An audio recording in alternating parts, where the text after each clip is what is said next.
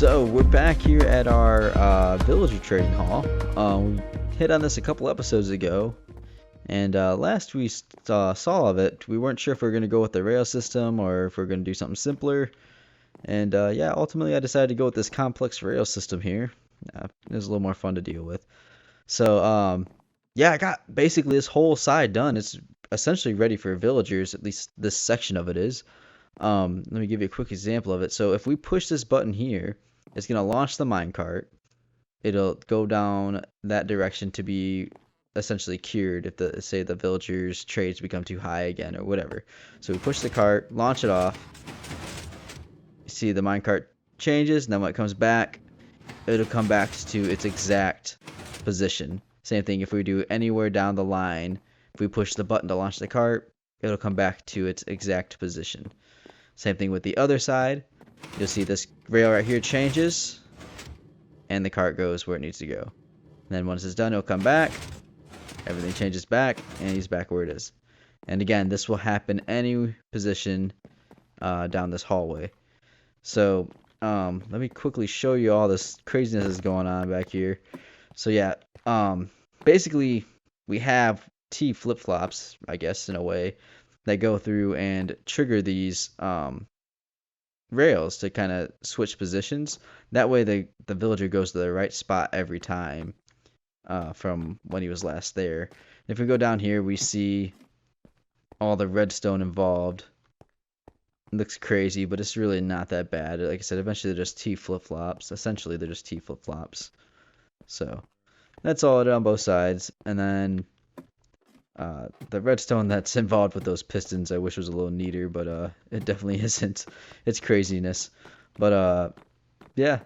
Now the reason why we had to do all of this right here is because we're gonna have a bunch of these halls. It's not just this one. We're gonna have, like, I don't know, 5 or 6 on this side and 5 or 6 on the other side, because I believe there's 13 professions altogether. So we'll need a lot. But I just want one track for all of that. I don't want to have 13 different tracks to send them to be cured. So what this does is, if they came from this section, this will switch the tracks and send them the proper direction. And that way when they come back, they go to basically to the proper section, profession section, I guess. And then if they didn't, say they came back further down the line, like, maybe they're the last one, they'll just continue rolling past every intersection until they get to the proper one that they came from, I guess. So we need that on both sides. So we'll essentially have tracks on this side, tracks on the other side, and it should make things easier, even though this part was pretty complex. So yeah, that's all of that. I've been working on that quite a bit, and then now we're at a point where we can start doing the curing station. So I actually wasn't sure where I was going to put it at first. I thought I was going to put it at the end of the hallway or something. But I ended up deciding not to do that. So what I'm going to do is actually have this staircase here move.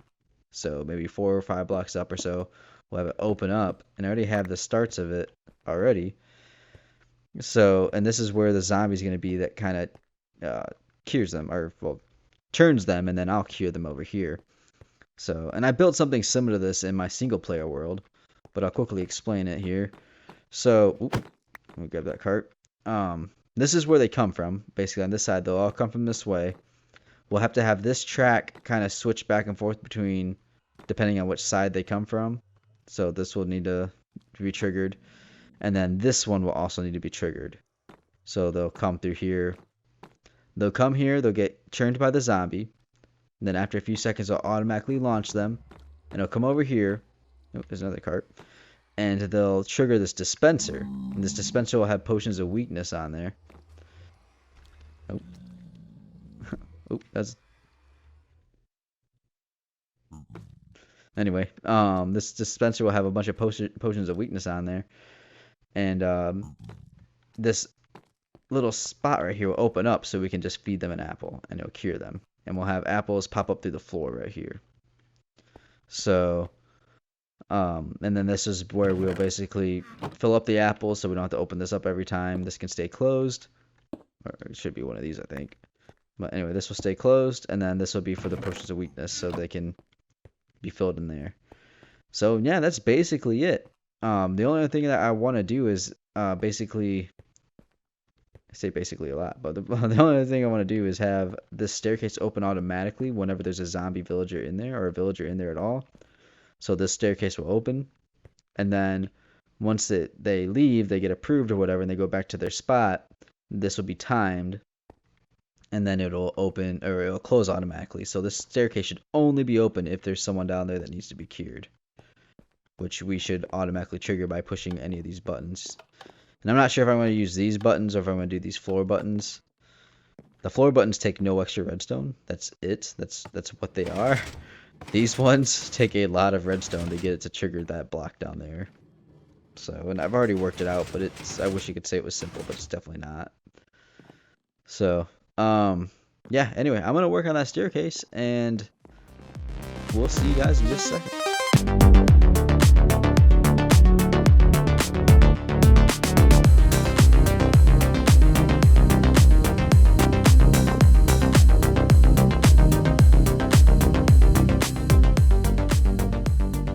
Alright, so here we are many hours later.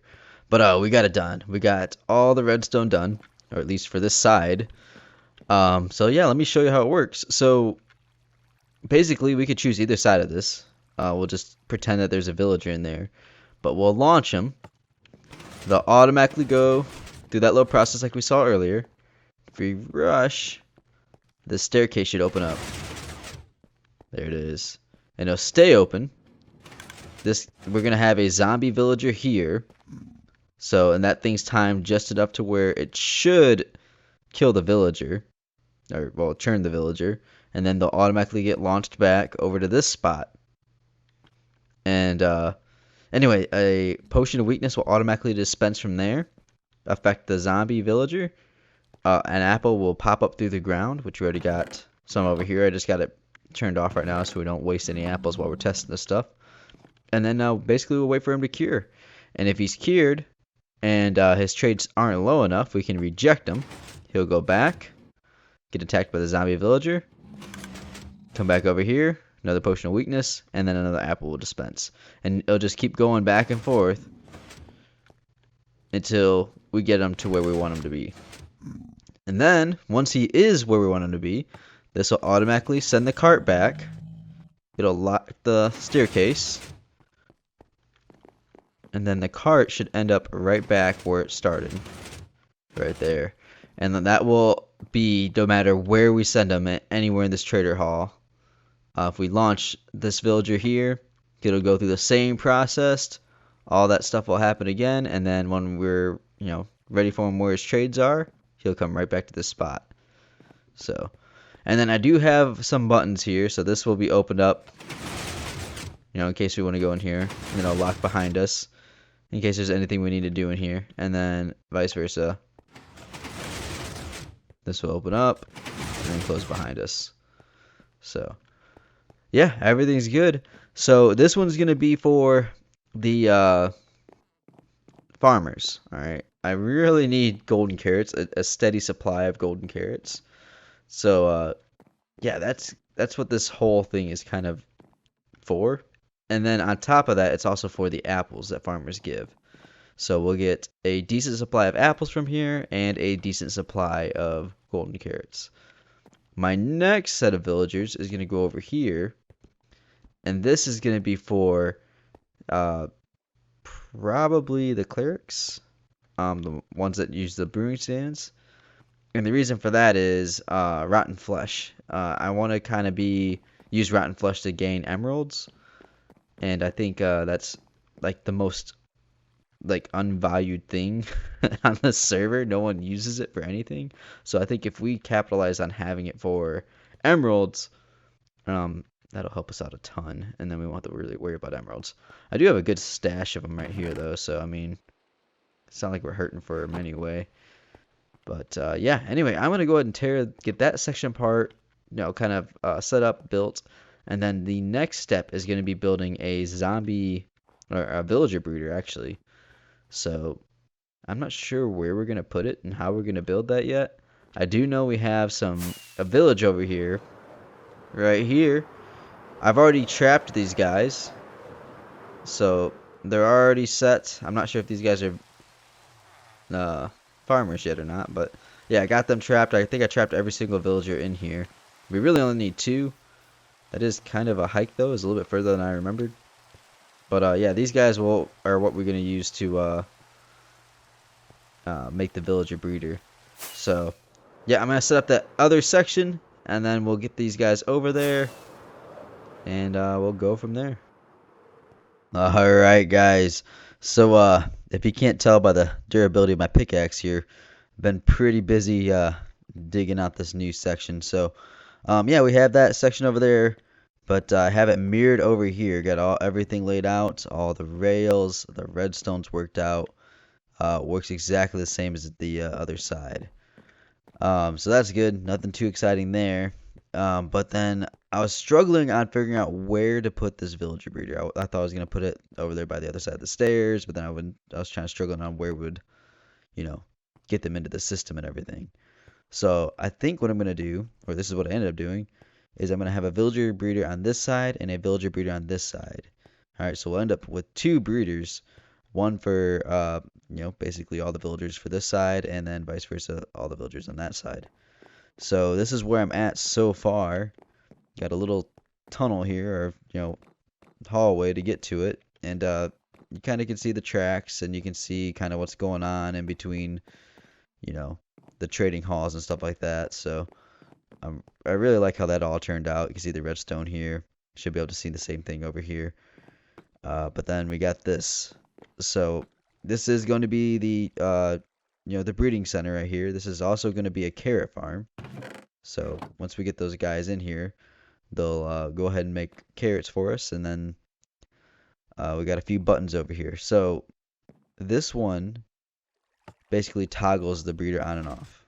So this will allow it to be on.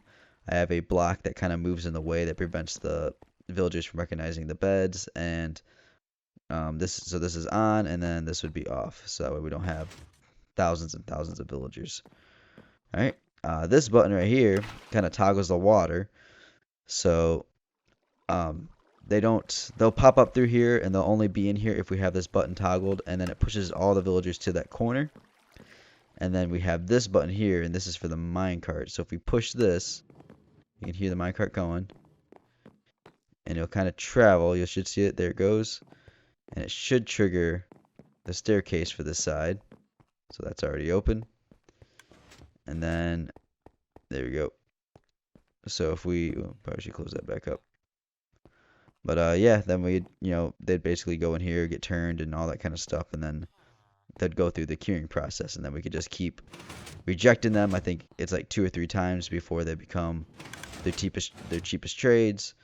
And then once we do launch them back, so actually I'm not entirely sure how this should automatically feed them into one of these spots.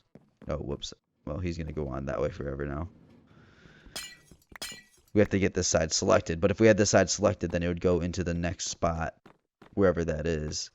I don't have a fancy way of kind of toggling this on or off. I figured what we'll do is we'll just flip this side on with this pressure plated one, and then we'll just put a powered rail on it and to kind of bypass it until we get this side filled up and then do the other side.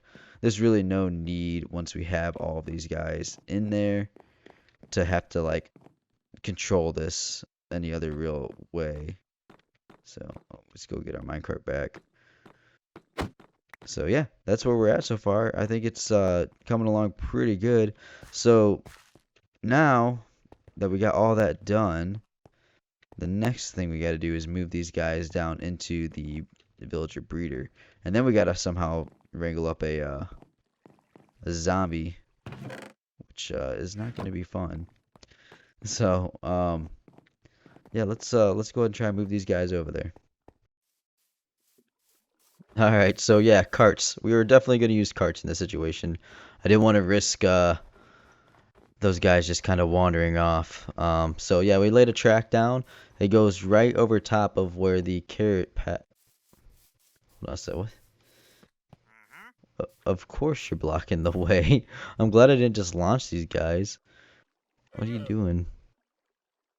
Alright, we need to remove him, but he's yeah, they're just gonna drop right down onto the farm, and then I don't know if I can trust this guy. So asked them to leave and they're gone now. So anyway, yeah, these villagers were gonna drop right down on top of the farm. Hopefully they won't take any damage landing on the composter there. I don't think they will. But yeah, let's go ahead and get these guys out of there. And hopefully nothing crazy happens. I need some rails though. Alright, now that we got our rails, we can go ahead and try and link this guy up, and hopefully he'll just kind of take off. Oh, he's already on a rail. Ooh, interesting. Wonder if I can place a block right here. Okay, and a button. I don't have a button. Alright, now that we got a button, let's see if and they're not on powered rails. Oh man, I just push him a little bit. Oh, I don't need, yeah. Alright, there he goes. I hope you're okay, little guy. Let's see what happens. Okay, cool. No damage. And if everything goes well... Uh-oh. Alright, so like I was saying, now all we gotta do is just go ahead and get that guy off of there. And he should... Hopefully... He should choose... There he goes. Alright, awesome. So, and now I just need to get them carrots. Which I think they'll fill up with over time. So let's get this other guy in here. And then we'll test the villager breeder. Go ahead and block them in. And now they will make me carrots, which they already are doing. And seeds, somehow. I don't know how those got in there. But yeah, so once they get filled up on all the carrots and stuff like that, we'll let them do their thing for a little bit. We'll test this villager out, or the breeder out, and make sure everything's working good in that front. And then we should be good to go. Alright, so while we're waiting for those guys to get in the mood, I figured we'd take a quick break and run over to the shopping district here. So we're on our way. I set up some new stuff in our shop, so I wanted to see how that stuff was doing. And I'm taking a bunch of stone with me back to our base just in case. So here, let's take a quick pit stop here. So this is a gold farm that Slap an Indian made. And this thing is bananas at the rates. It's pretty crazy. So they asked me to go through and help them design a sorter that way it could keep up with the rates. And this is kind of what I came up with.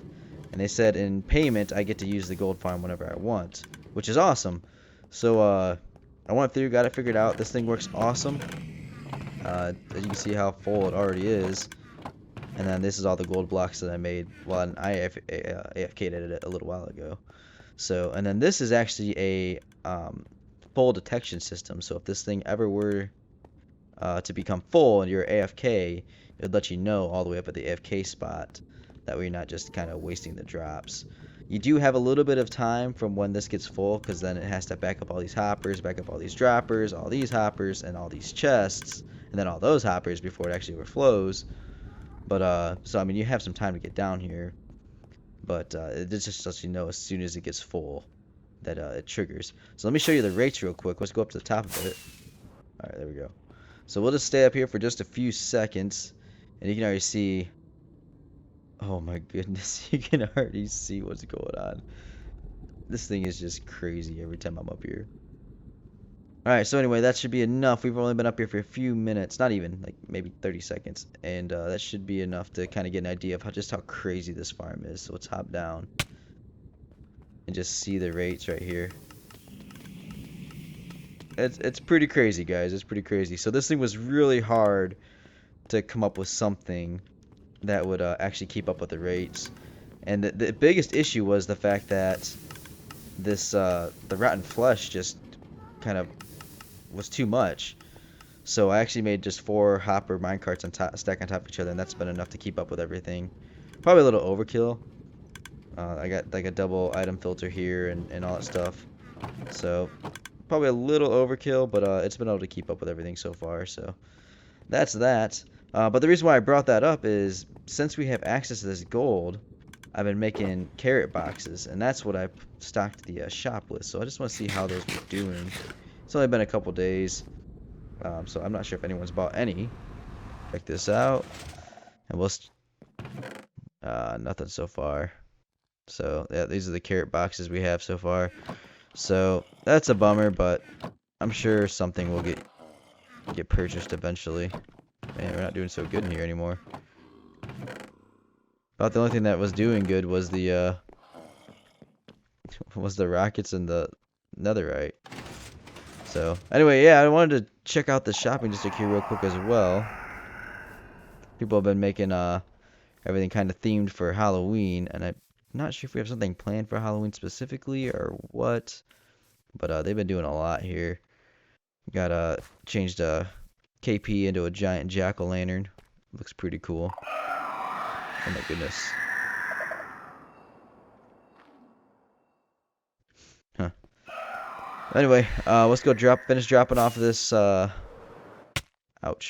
Go dropping off this stuff, and then we'll get back to the action there. Alright, so the sun is setting here. There's one thing I forgot.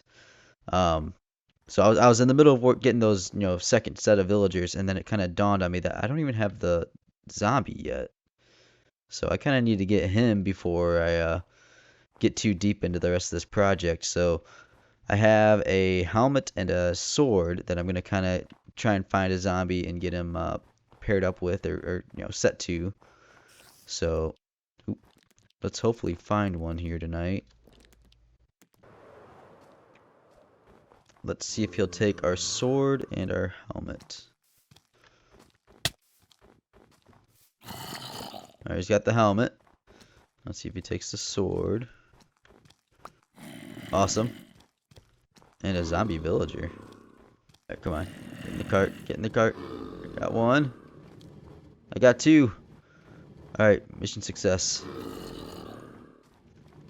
So now I just need to get rid of all these guys.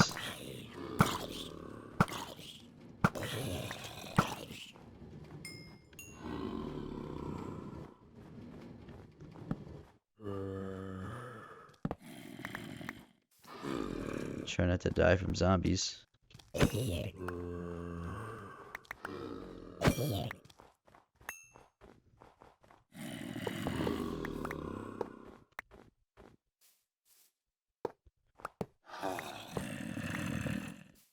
Actually.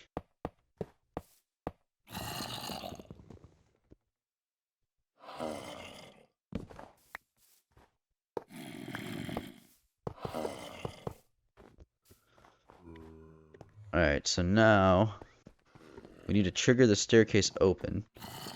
So if I launch one of these, that should do that.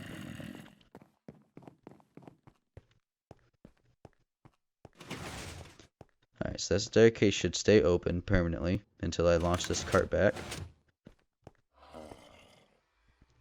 And then we just got to get the zombie here.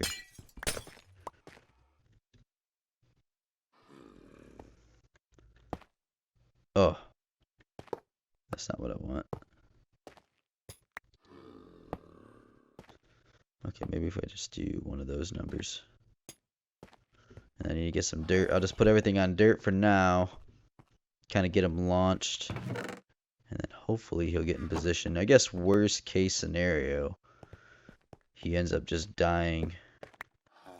And we get our stuff back. We gotta kind of clear this out so that way no one bunks their head. Oh man, that guy hits hard. No! Alright, so one thing that was kind of an oversight on my part was I don't have a good way of cycling through trades. So I may utilize this space right here for that. So we'll put that there. I'm not fully sold on that just yet, but I think that's what we're going to do for right now. Because the only thing I'm worried about is if I break this and it getting stuck back there somewhere or something. So, but for now, I'll just keep waiting. We'll see what this guy has to offer us. Alright, there he is. No way, did I just cure Nitwit? This guy's useless. He wasted my apple. Alright, well, I guess one good thing we could do out of this is we can test if this is enough time to kill the guy or turn him. Okay, yep, perfect. Does he change who he is? If I cure him again, is he gonna change? Or am I just wasting my time? Okay. So after many, many hours and failed attempts and sacrifices, we finally got this thing to work. So we have babies. Great news. It's infinite. If I toggle this on, they will continuously breed until we toggle it off. So that's perfectly what we want. Now we just gotta wait for this guy to grow up, so we could test out the rest of the system. This guy is grown up, so now we could finally give the system a test run. So we'll hit this button. He'll disappear. He'll go off. There he is. It should open up the staircase. It did. He got turned. Everything's working perfectly. Now we'll wait for that. Now because this is the one part that didn't necessarily plan out super well, we need to toggle this. So what I'll do for this case is I'm going to toggle. Oop, actually, wait, no, I needed that. I'm gonna toggle it. That turns it on. And then we'll break this. And we'll basically just keep it like this until the system is full. Alright, so I've cured this guy twice now, and it seems that 26 is the lowest you can go. That's so weird, because I know on my single player world I got down to 1 rotten flesh, but either way, it's not the end of the world.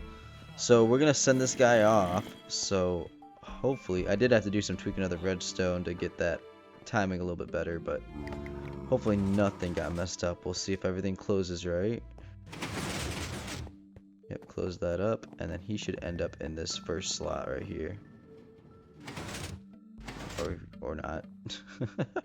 I forgot that I had that triggered too. So now we can still access him. I'll have to fix this. And there he is. So now he's a villager again. He's unassigned, but we'll push this button. He'll get launched around. Staircase will close. And he should appear into this slot. There he is. And now he should be assigned. Yep, there he goes. So, and now we can trade with him and do everything else that we've basically been wanting to this whole time. So everything's working the way it was supposed to. We just got to get the rest of this hall filled up. And then now that I have the other side set up, we can start filling up that side. And then we just got to go down the line. And I don't know if we're going to go down further and, you know, stack it or whatever it is we're going to do. But yeah, this thing's basically functional. Now we just got to get it filled up. So pretty exciting, pretty exciting. But yeah, this took up a ton of time, guys. A ton of time. So I'm going to have to call it here. There's still a lot we got to do. Alright, obviously we still have to go through and build all these halls. And then get them, you know, stocked with villagers. But beyond that, we got to have a good way of getting potions of weakness. Right now I've just been like manually brewing them. And I need spider eyes. So we need a good way of getting spider eyes and all this stuff. So we have a lot of work to do, even though it seems like we've spent 2 weeks on this project. Oh, excuse me. I've been a little under the weather here, so I've been coughing a lot during this episode. But anyway, guys, I just want to say thank you for watching, and hopefully we'll see you in the next one. Take care, guys.